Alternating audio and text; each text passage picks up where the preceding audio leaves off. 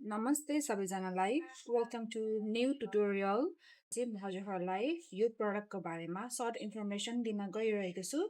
र हजुरहरूलाई चाहिँ म सिकाउन गइरहेको छु सिम्पल वेमा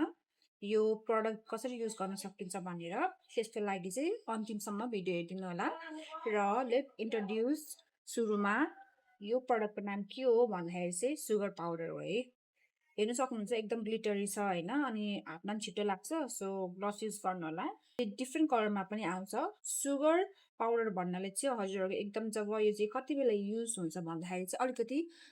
फेस्टिभलहरू हुँदाखेरि अलिकति वेडिङ्सहरूको भाइब्समा आउँदाखेरि चाहिँ यो सुगर पाउडर युज हुन्छ र यसको म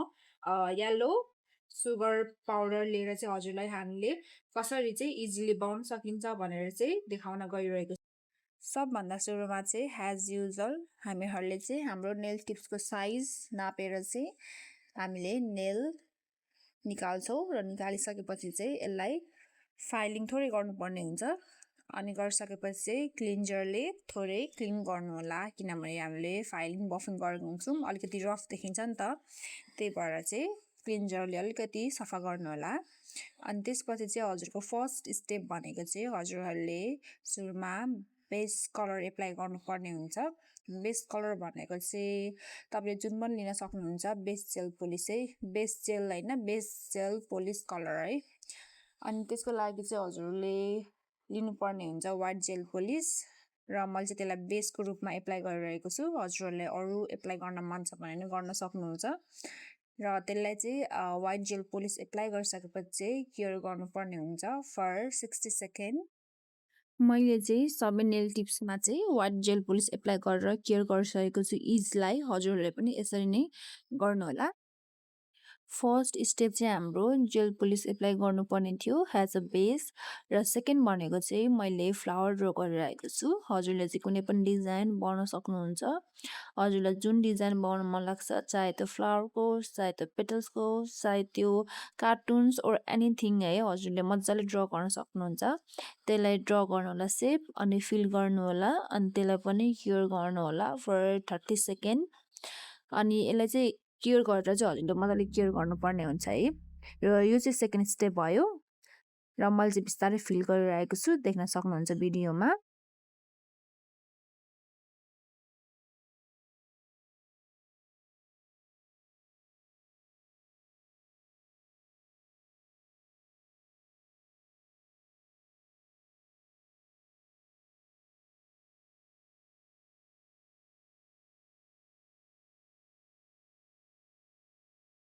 मैले चाहिँ केयर गरिसकेँ फर 60 सेकेन्ड अनि फेरि चाहिँ एप्लाई गर्दैछु ग्लसी टप कोट अनि ग्लसी टप कोट एप्लाई गरिसकेपछि चाहिँ हाम्रो अर्को स्टेप भनेको चाहिँ केयर गर्नुपर्छ फर वान्स एगेन 60 सेकेन्ड त्यसपछि चाहिँ हजुरहरूले चाहिँ के गर्नुपर्छ भन्दाखेरि चाहिँ जुन हाम्रो डिजाइन बनाएको थियौँ अगाडि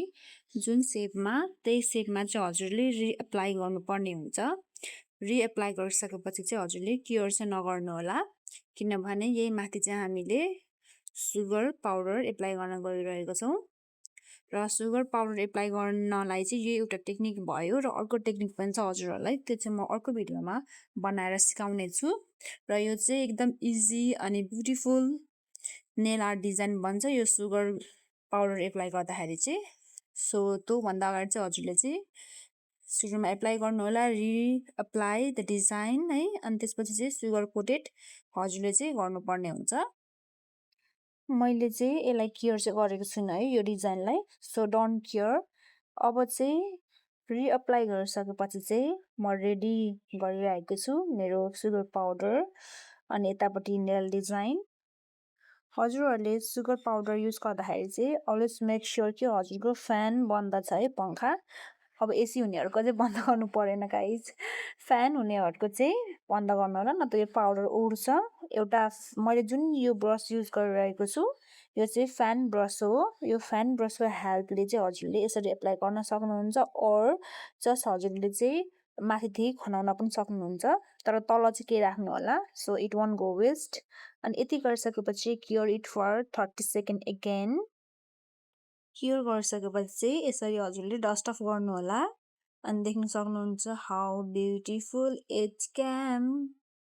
सो सेटिस्फाइङ कि मलाई चाहिँ एकदम यो प्रडक्ट चाहिँ एकदम मनपर्छ युज गर्न। हजुरहरूले यसरी नै अरू डिजाइन पनि बनाउन सक्नुहुन्छ इजी नै, र अरू पनि मैले त्यसरी नै केही स्टेप फलो गरेर बनाएको छु। Here are the final looks, guys.